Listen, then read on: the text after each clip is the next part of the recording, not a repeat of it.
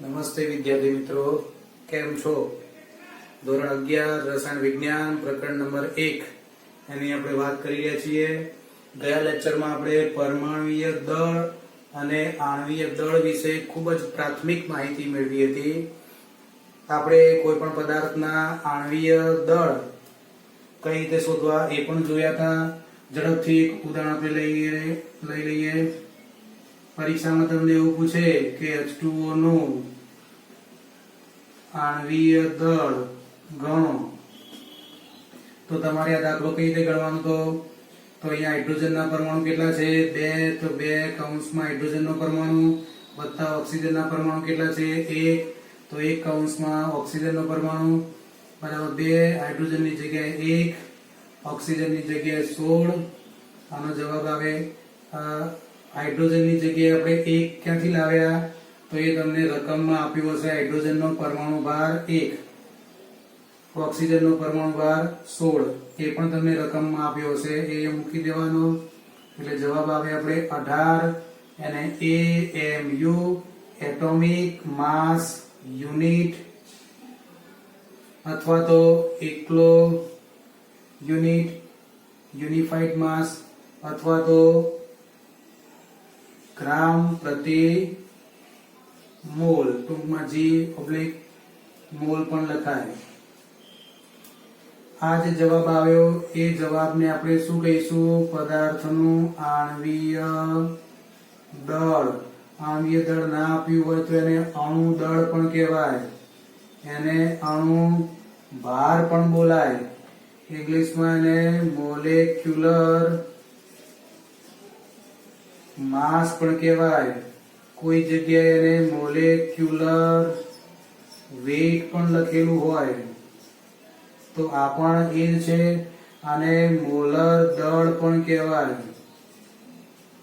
Molar ભાર પણ કહેવાય. તો આ બધા જ શબ્દો એક જ છે.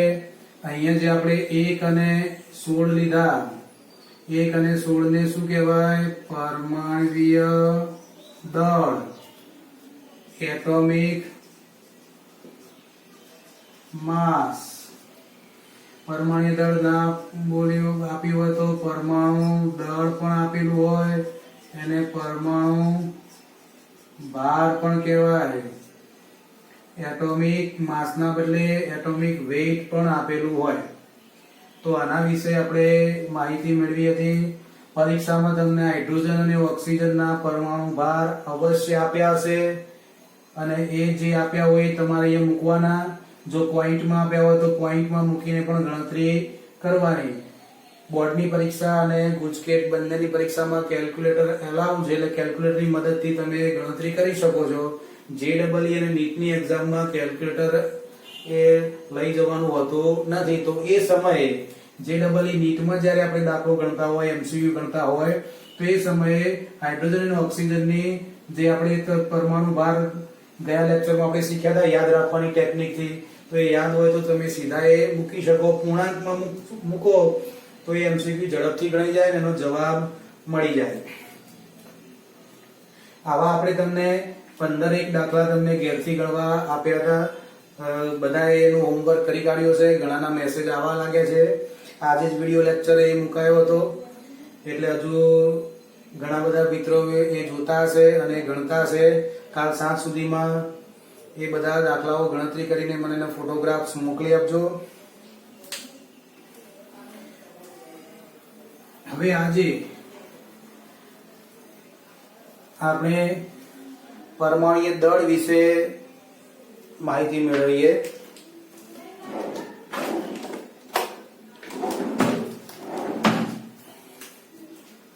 તો આપણે જાણીએ છીએ કે પરમાણુ એ કેવો છે? અતિ સૂક્ષ્મ છે, નરી આંખે ન જોઈ શકાય. નરી આંખે ન જોઈ શકાય, માઇક્રોસ્કોપની અંદર પણ ના જોઈ શકાય, એટલો બધો સૂક્ષ્મ છે. તો એ પરમાણુ એટલો બધો સૂક્ષ્મ હોવા છતાં એનું પરમાણુ દળ કઈ રીતે નક્કી કરવામાં આવતું હશે? પહેલાના સમયમાં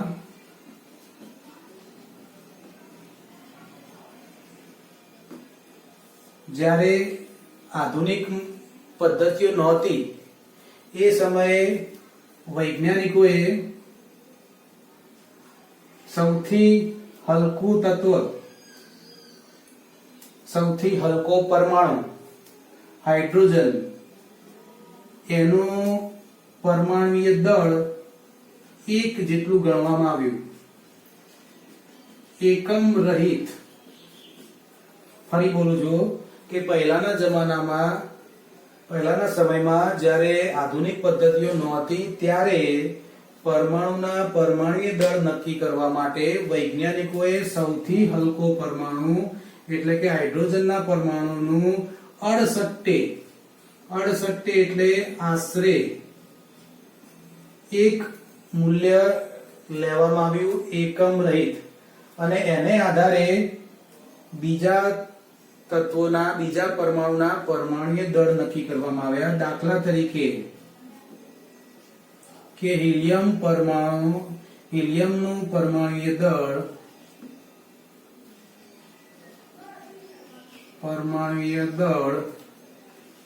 4H ના પરમાણુ જેટલું છે, તો માટે He નું પરમાણુ દળ કેટલું લેવામાં આવ્યું? 4 હાઇડ્રોજનના પરમાણુ જેટલું હોવાને કારણે હાઇડ્રોજનનું પરમાણુ દળ 1 સ્વીકારવામાં આવ્યું હતું. એટલે 4 હાઇડ્રોજન પરમાણુ દળ 4 થાય, એટલે હિલિયમનું પરમાણુ દળ એ 4 તરીકે લેવામાં આવતું હતું. આ રીતે સાપેક્ષમાં ગણવામાં આવતા હતા. એટલે કે હાઇડ્રોજન બરાબર 1 ને સંદર્ભ તરીકે લેવામાં આવતું હતું. તરીકે લઈ બીજા પરમાણુય દળ નક્કી કરવામાં આવ્યા હતા પહેલાના સમયમાં. ત્યાર પછી આધુનિક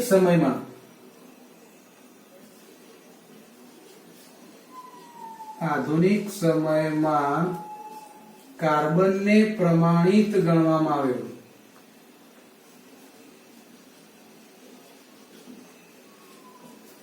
અને આધુનિક પદ્ધતિ દ્વારા કાર્બનનું પરમાણુય દળ 12 AMU નક્કી કરવામાં આવ્યું.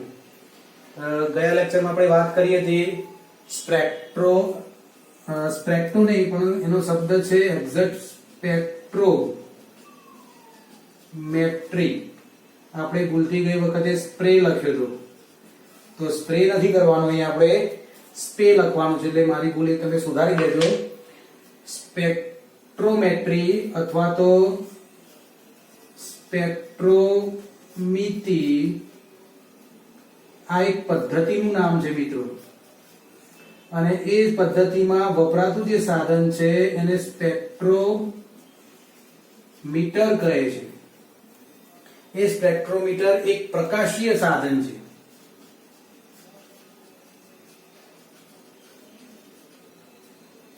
એ પ્રકાશીય સાધનની મદદથી ગ્રાફ દોરવામાં આવે અને ગ્રાફ ઉપરથી એના રીડિંગોનો અભ્યાસ કરીને જે તે પરમાણુનું સ્ટ્રક્ચર એટલે એનો પરમાણુ ભાર નક્કી કરવામાં આવ્યો. અને અહીંયા કાર્બનનો પરમાણુ ભાર, પરમાણુય દળ 12 AMU જેટલું નક્કી કરવામાં આવ્યું. એ 12 AMU જે કાર્બનનું પરમાણુય દળ છે એને લખવાની જે પદ્ધતિ છે, તો કાર્બન કરીને ઉપરના ભાગમાં 12 લખવામાં આવે છે. એ 12 એટલે પરમાણુય દળ, અને નીચે 6 લખ્યા હોય તો એ કહેવાશે પરમાણુ ક્રમાંક. તો આ રીતની જે સંજ્ઞા લખેલી હોય તો તમે સમજી જજો કે ઉપર 12 લખ્યા છે પરમાણુય દળ દર્શાવે છે, નીચે 6 લખ્યા છે પરમાણુય ક્રમાંક કહેવાય છે. તો કાર્બન 12C એનું પરમાણુય દળ આધુનિક પદ્ધતિમાં સ્પેક્ટ્રોમેટ્રી સાધનની પદ્ધતિની મદદથી 12 AMU નક્કી કર્યું છે. હવે અહીંયા મેં 2 શબ્દો લખ્યા છે, સંદર્ભ અને પ્રમાણિત. તો સંદર્ભ એટલે શું, પ્રમાણિત એટલે શું? સંદર્ભ એટલે શું, પ્રમાણિત એટલે શું? તો એ સમજાવું તમને એક ઉદાહરણ લઉં કે બજારમાં તમે જાઓ અને તમારે લારીવાળા પાસે જાઓ અને પછી એને કહો કે મને 1 કિલો કેરી આપ, તો એ વેપારી તમને શું કરશે? હાથમાંથી કેરી લઈને આપી દેશે અને તમે કેરી લેશો તો તમને જોઈ ખ્યાલ આવી જશે કે આમાં 1 કિલો છે? ના, એ શું કરશે? 1 કિલોનો બાટ લેશે અને ત્રાજવામાં એક બાજુ 1 કિલો મૂકશે અને બીજી બાજુ કેરી મૂકશે. જ્યારે બંને ત્રાજવા સમતોલનમાં આવે એટલે પછી એ કેરી તમને આપશે. ત્યારે તમને ખબર પડશે કે એને મને જે કેરી આપી છે 1 કિલો આપી છે, તો 1 કિલોનો બાટ એ શું થયો? સંદર્ભ થયો. શું થયું? એ પ્રમાણિત થયું, રેફરન્સ થયું. અને આ 1 કિલોનો બાટ ની મદદથી ફક્ત કેરી જ લઈ શકાય? ના, બટાકા પણ લઈ શકાય, ડુંગળી પણ લઈ શકાય, શાકભાજી પણ લઈ શકાય, ખાંડ પણ લઈ શકાય, ચાય લઈ શકાય, કોઈ પણ વસ્તુ લઈ શકાય. તો એ બધી વસ્તુઓના દળ માપવા માટે કિલો એ શું થયો? પ્રમાણિત થયો, સંદર્ભ થયો, અથવા તો એને રેફરન્સ કહેવાય. તો અહીંયા આધુનિક સમયમાં કાર્બનના પરમાણુને શું ગણવામાં આવ્યો? પ્રમાણિત ગણ્યો અને એનું પરમાણ્વીય દળ 12 AMU જેટલું લેવામાં આવ્યું. અને એ 12 AMU ને આ રીતે લખવામાં આવે છે, આની હવે ખાસ જરૂર નથી. અને આના ઉપરથી બીજા તત્વોના પરમાણુ ભાર ગણવામાં આવે છે.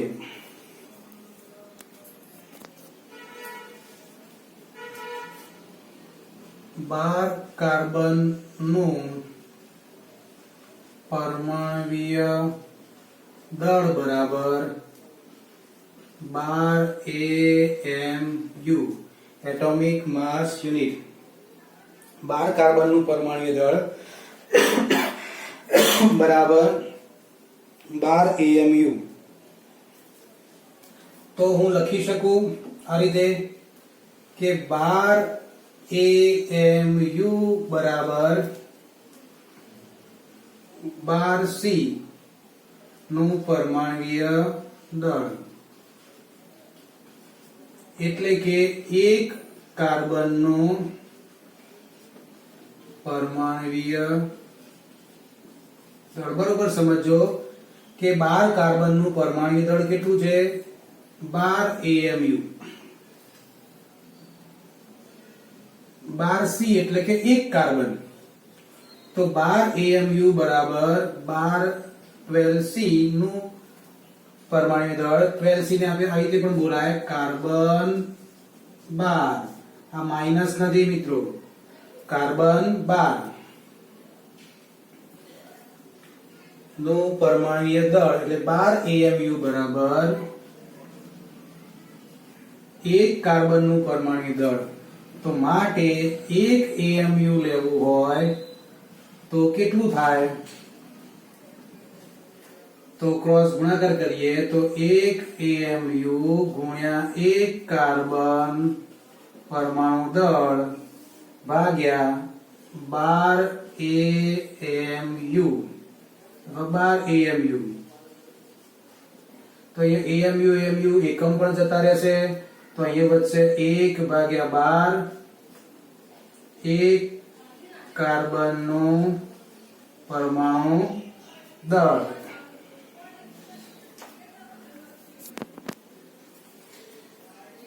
ફરી એક વખત સમજી લો, 12 કાર્બન અથવા કાર્બન 12 નું પરમાણ્વીય દળ 12 AMU છે. તો વૈજ્ઞાનિકોને આના ઉપરથી અન્ય તત્વોના દળ નક્કી કરવા માટે એમને કેવી ગણતરી કરી કે કાર્બન 12 નું પરમાણ્વીય દળ 12 AMU છે, તો 1 AMU બરાબર કેટલું થાય? તો એ ગણતરી કરવા માટે 12 AMU બરાબર 1 કાર્બન નું પરમાણુ દળ. તો 1 AMU બરાબર કેટલું? તો 1 AMU ગુણ્યા 1 કાર્બન પરમાણુ દળ ભાગ્યા 12 AMU જતા રહેશે એટલે 1/12 બરાબર 1 કાર્બન નું પરમાણુ દળ. એટલે કે કાર્બનના પરમાણુ દળનો 12મો ભાગ લઈએ ત્યારે આપણને શું મળે? 1 AMU. ફરી બોલું છું, કે કાર્બનના પરમાણુ દળનો 12મો ભાગ અથવા 12મો અંશ લઈએ તો 1 AMU મળે. તો આ રીતે તમને પુસ્તકમાં વ્યાખ્યા તમને આપી છે.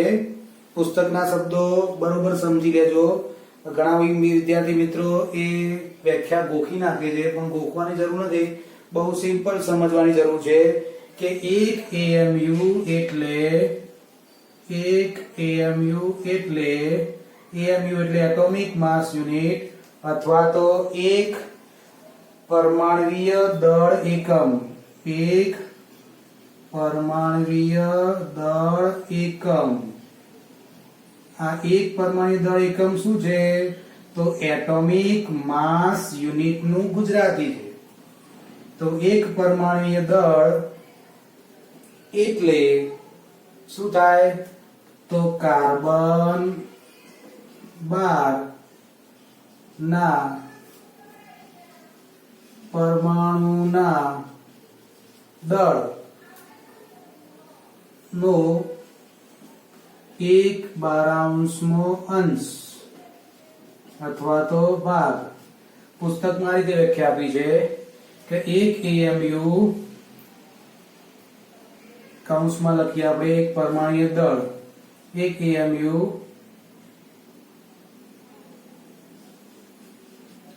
અથવા તો એક પરમાણ્વીય દળ એકમ. આ રીતે લખીએ તો વધારે સારું લાગશે કે 1 AMU અથવા એક પરમાણ્વીય દળ એકમ એટલે કાર્બન 12 ના પરમાણુના દળનો 1/12મો અંશ અથવા 1/12મો ભાગ. કોના દળનો 1/12મો ભાગ? તો કાર્બનના પરમાણુ દળનો 1/12મો ભાગ થાય. આ રીતે 1 AMU નું મૂલ્ય મળ્યું. આના ઉપરથી દરેક તત્વના પરમાણુના દળ નક્કી કરવામાં આવ્યા. આવર્ત કોષ્ટકમાં જે પરમાણુય દળ અંદર લખેલા હોય છે એ બધા પરમાણુ દળ આ રીતે નક્કી થયેલા હોય છે કે 1 AMU એટલે કાર્બન 12 ના પરમાણુ દળનો 12મો ભાગ. હવે દાખલા તરીકે હિલિયમનું પરમાણુ દળ નક્કી કરવું હોય તો હિલિયમના પરમાણુનું દળ એ કાર્બન 12 ના પરમાણુ દળના 12મા ભાગ કરતા 4 ગણું હોય, એટલે કે 4 AMU જેટલું હોય. હવે એના પછી આપણે આગળ બીજી એક ચર્ચા કરીએ. 1 કિલોગ્રામ બરાબર કેટલા ગ્રામ થાય? તો તમે જાણો છો કે 1000 ગ્રામ.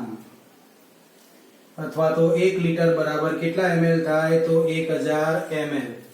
તો જેમ 1 કિલોગ્રામ બરાબર 1000 ગ્રામ થયું એમ 1 AMU બરાબર કેટલા ગ્રામ થતું હશે?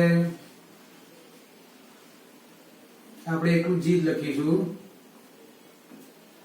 કે 1 કિલોગ્રામ બરાબર 1000 ગ્રામ થતું હોય તો 1 AMU બરાબર કેટલા ગ્રામ થતું હોય?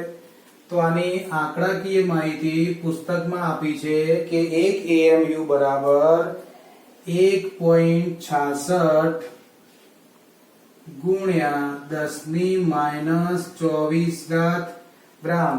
જો આંકડાકીય માહિતી છે VSQ માં પૂછી શકાય તો તમારે યાદ રાખવી પડે. લગભગ પરીક્ષક મોટે ભાગે આંકડાકીય માહિતી ખાસ પૂછતા નથી હોતા, તે સમજ ઉપર આધારિત પ્રશ્નો પૂછે છે. 2-3% જ આંકડાકીય માહિતીના પ્રશ્નો હોય છે, છતાં આપણે એને યાદ રાખીશું કે 1 AMU બરાબર 1.66 ગુણ્યા 10⁻²4 ગ્રામ. આના ઉપરથી આપણને ખબર પડે કે પરમાણુનું દળ કેટલું બધું સૂક્ષ્મ હશે. આનું આપણે સાદું રૂપ આપીએ તો 1.66 છે, 10⁻² ને છેદમાં લઈ જઈએ તો 10⁻² થાય. આનો અર્થ એવો થાય કે 1.66 નો 1 ની પાછળ કેટલા મીંડા મૂકીએ?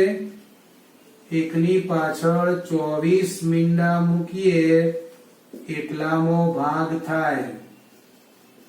કોનો? 1.66 નો. 1.66 નો 1 ની પાછળ 24 મીંડા મૂકીએ એટલામો ભાગ.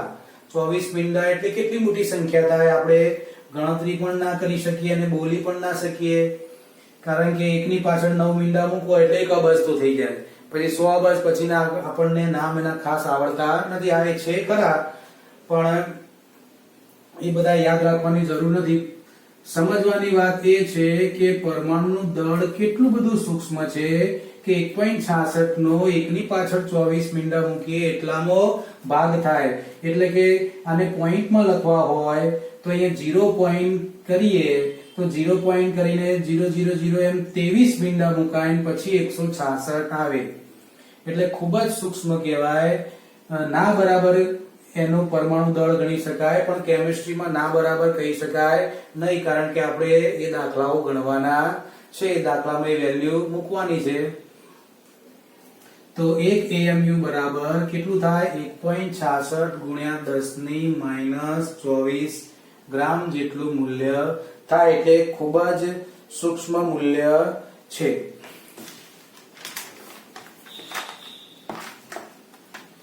હવે પુસ્તકની અંદર એક ગણતરી આપી છે, પરીક્ષામાં એ પૂછી શકાય છે.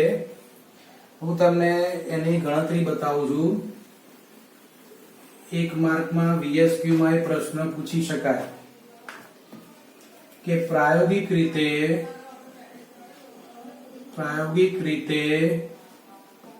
સાબિત થયું છે કે હાઇડ્રોજન પરમાણુનું ગ્રામમાં દળ, હાઇડ્રોજન પરમાણુનું દળ એ કેટલું છે?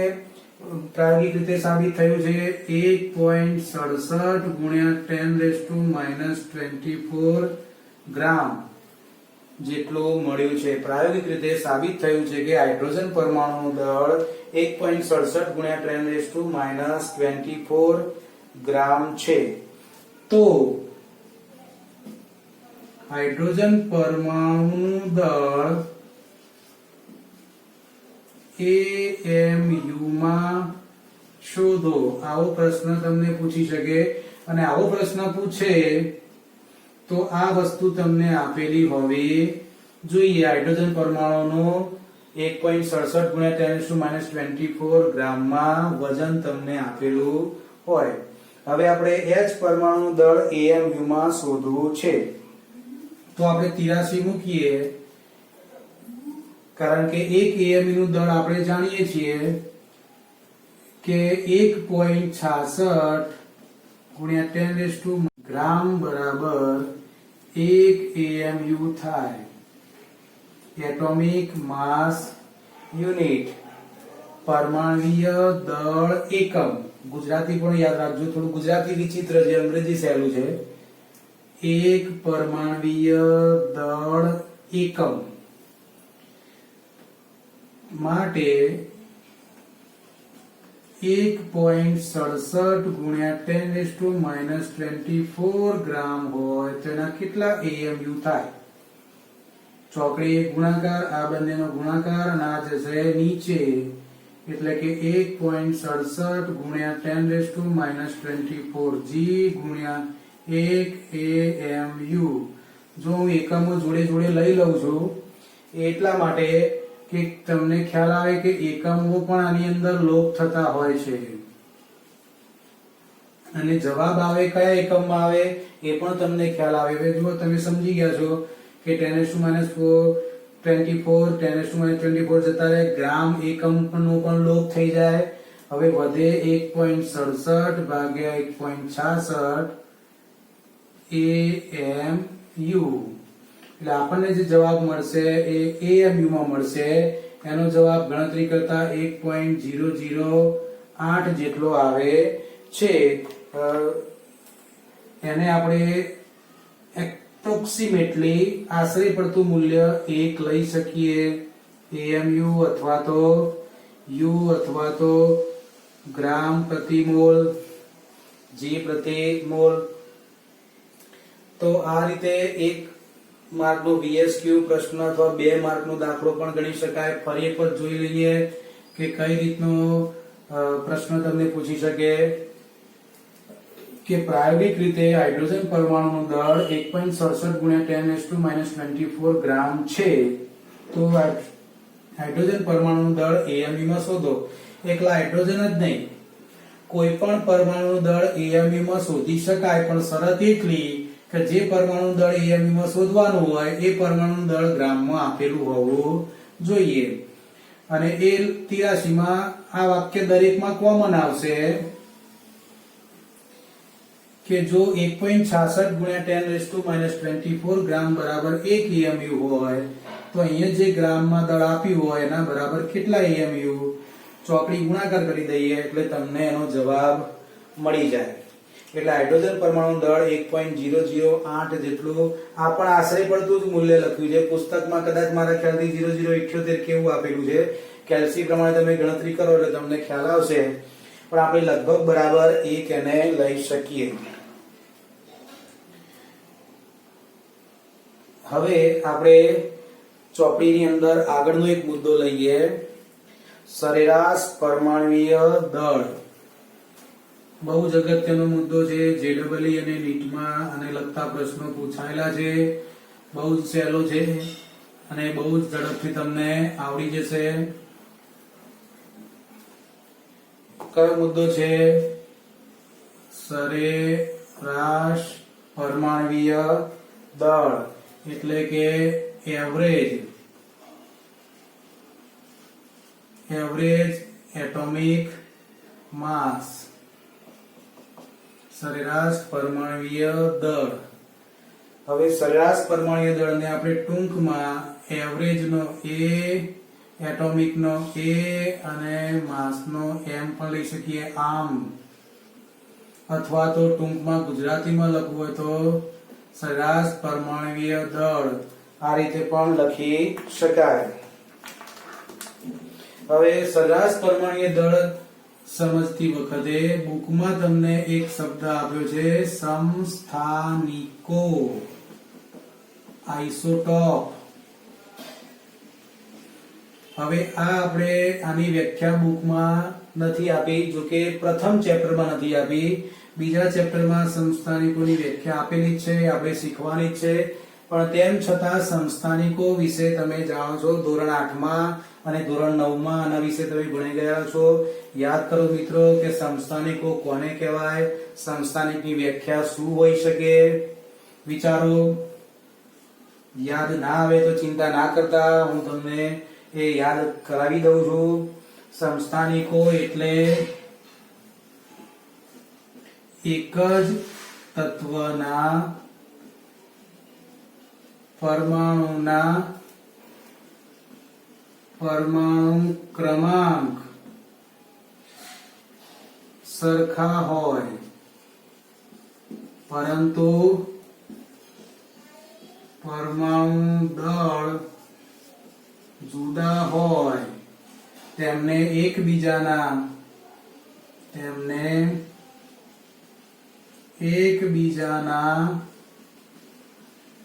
સમસ્થાનિકો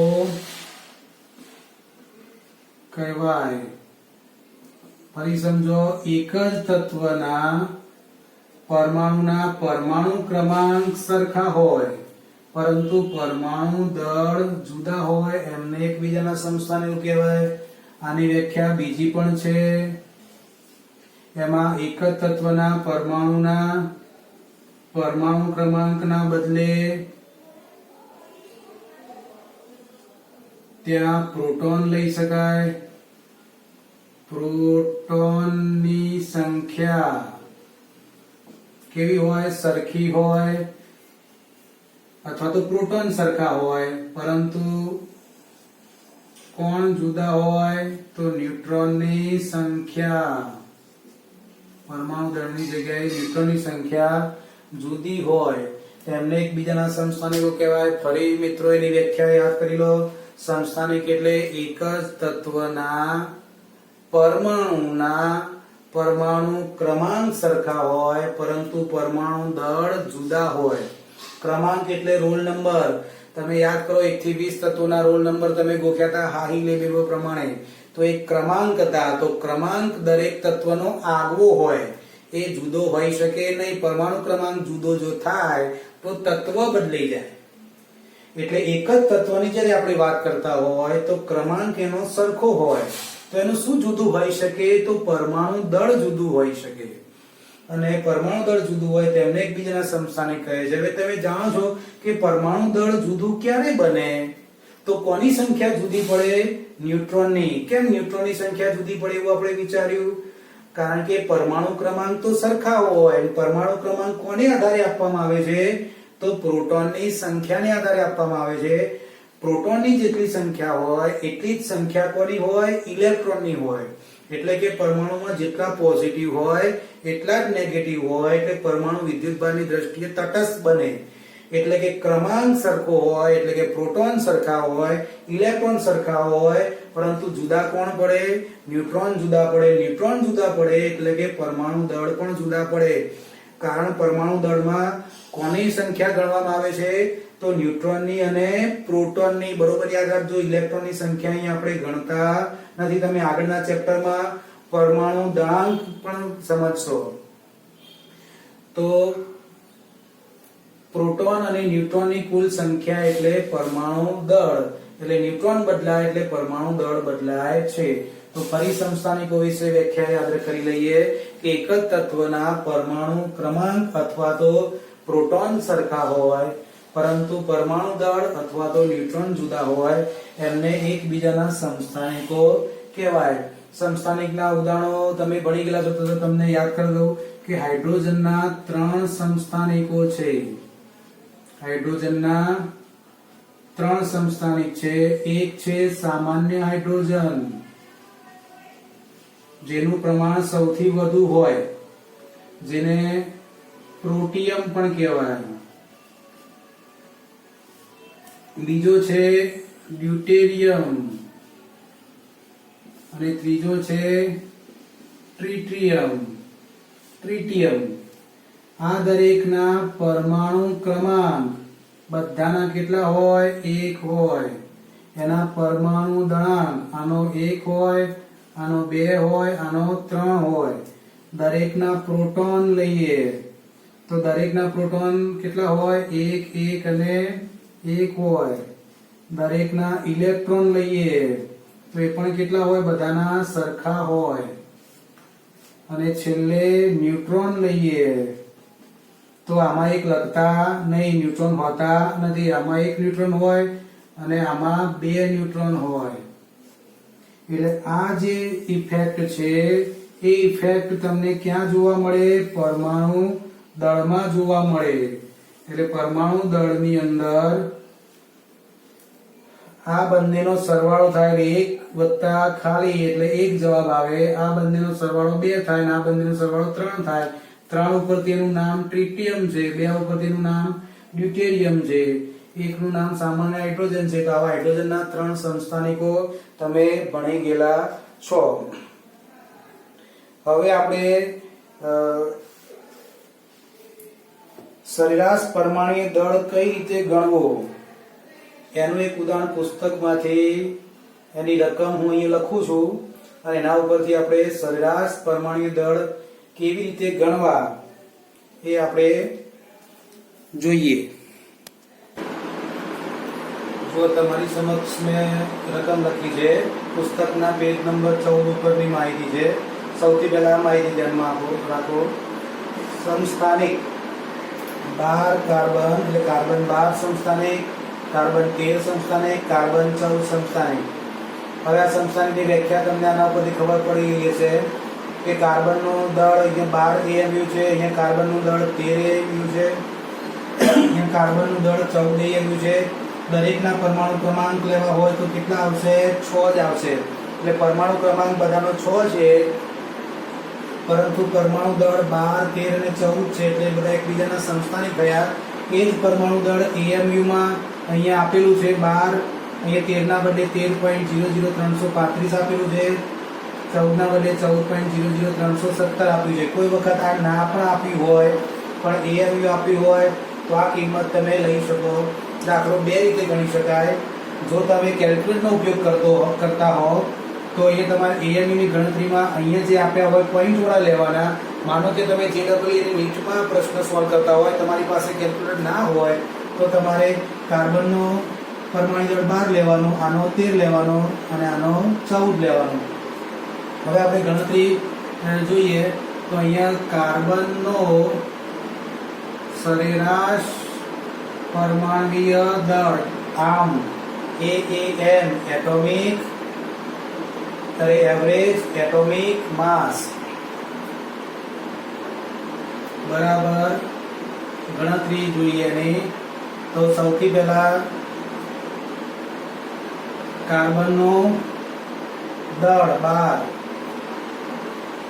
ગુણ્યા એના ટકા 98.892 વત્તા બીજો સમસ્થાનિક એનું પરમાણુ દળ 13 ગુણ્યા એના ટકા 1.108 વત્તા ત્રીજો સમસ્થાનિક એનું પરમાણુ દળ 14 એનું ટકાવાર પ્રમાણ 2 ગુણ્યા 10⁻², અને બધાના છેદમાં 100 મુકાય.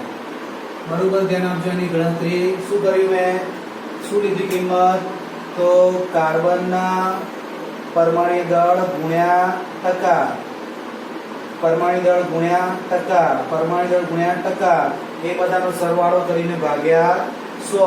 બુકની અંદર તમને એવી પણ ગણતરી આપી છે કે 100 ત્રણે ત્રણના નીચે છે એ 100 ને અલગ અલગ હું આપી દઉં, આ 100 ને આની નીચે લખી દઉં તો અહીંયા 98 પોઈન્ટ આપે છે, એની જગ્યાએ 0.9892 થઈ જાય. આ 100 આની નીચે મૂકી દઉં તો અહીંયા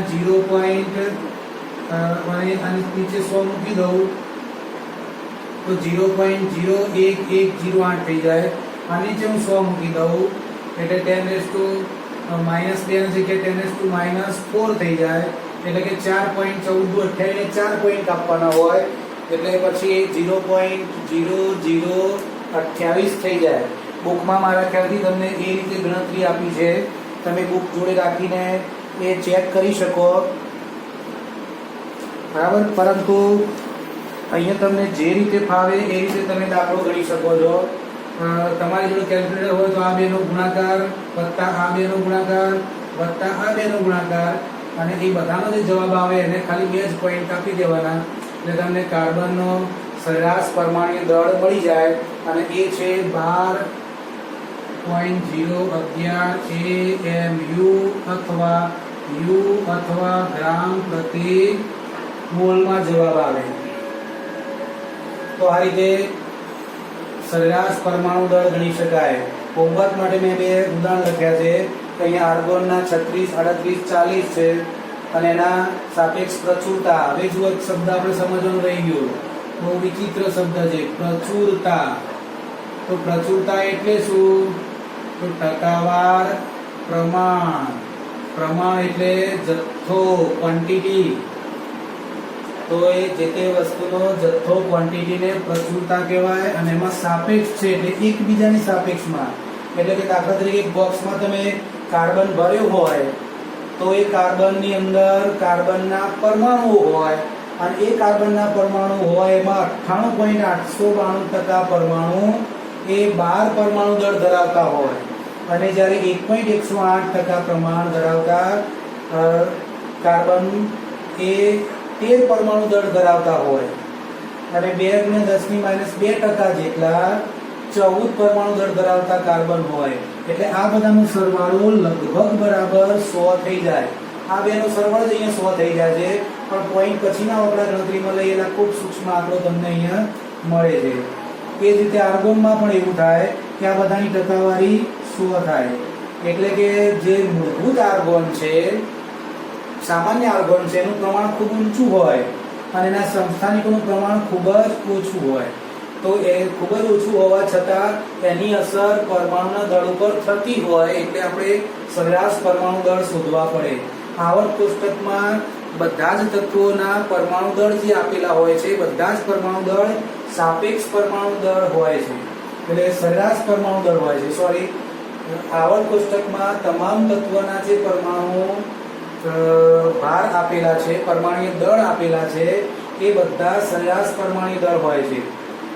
તો હોમવર્કમાં તમે આ દાખલો ગણી શકશો. તમને આની કિંમત તો મૂકી આપું. અહીંયા 12 ની જગ્યાએ તમે શું લખશો? તો અહીંયા 36 આવશે. 98.892 ની જગ્યાએ તમે શું લખશો? 0.337. પછી 13 ની જગ્યાએ તમે શું લખશો? 38 અથવા તો આ આંકડો. બરોબર સમજો. 38 અથવા આ આંકડો તમે લખી શકો. જો તમે બોર્ડમાં દાખલો ગણતા હોય, બોર્ડની પરીક્ષામાં તમારી જોડે કેલ્ક્યુલેટર હોય તો આ ગણો. ઘણા શિક્ષકો આ કિંમત લઈને ગણતા હોય છે, એ પણ સાચા છે, તમે પણ ગણી શકો છો. પણ જ્યારે જેડબલઈ નીટની આપણે તૈયારી કરતા હોય ત્યારે આપણે આ આંકડો એનો લઈ શકીએ. આ કિંમતો માનો કે ના આપી હોય તો ગભરાવાની જરૂર નથી. 35.96 એટલે લગભગ બરાબર 36 થયું કહેવાય. 37.96 લગભગ બરાબર 38 થયું કહેવાય. 39.96 એટલે લગભગ બરાબર 40 થયું કહેવાય. તો એ કિંમત તમે આની અંદર લઈ શકો છો અને એ રીતે તમે ગણતરી કરી શકો છો. હવે પુસ્તકમાં આપણો આગળનો મુદ્દો છે 1.9, જે આપણે અગાઉ શીખી ગયા છીએ. એ મુદ્દો શું લખેલો છે? 1.7.3 મારા ખ્યાલથી 1.7.3 એ મુદ્દો છે આણ્વીય દળ. આણ્વીય દળ જેની આપણે વાત થઈ ગઈ, જે આપણે ભણી ચૂકેલા છીએ. આમાં તમને બે ઉદાહરણ આપેલા છે પુસ્તકમાં.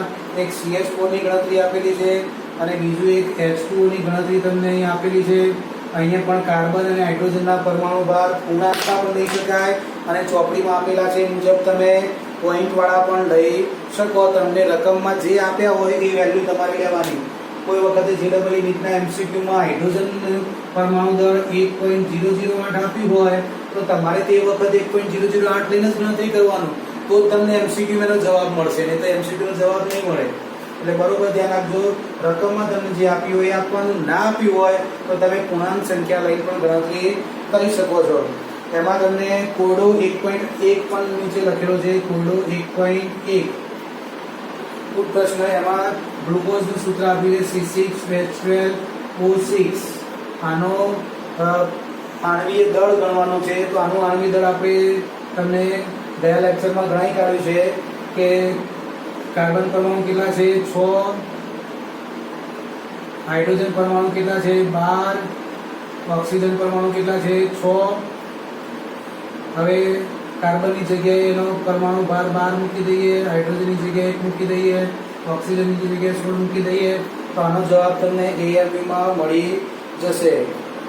તો આજનું તમે હોમવર્ક બરાબર જોઈ લેજો. આજે તમે શું શીખ્યા? તો સરેરાશ પરમાણુય દળ અને પરમાણુય દળ. એક AMU બરાબર કેટલા ગ્રામ થાય? હાઇડ્રોજનનો ગ્રામમાં વજન, ગ્રામમાં પરમાણુ દળ આપ્યું હોય એના ઉપરથી તમારે એનું AMU માં રૂપાંતર કરતા તમે શીખ્યા.